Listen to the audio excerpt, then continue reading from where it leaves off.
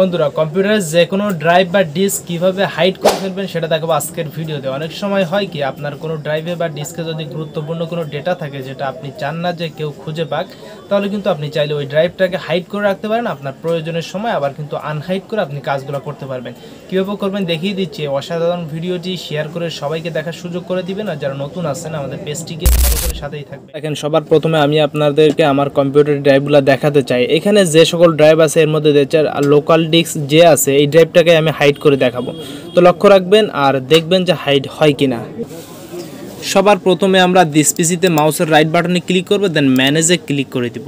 এখানে ক্লিক করার পরে হালকা একটু লোড নিতে পারে, দেন আমরা এদিক থেকে ডিস্ক ম্যানেজমেন্ট এই লেখাটার উপরে ক্লিক করব। ডান পাশে হালকা লোড নিয়ে আমাদের ডিস্কগুলো এখানে জাস্ট ক্রমান্বয়ে শো করবে।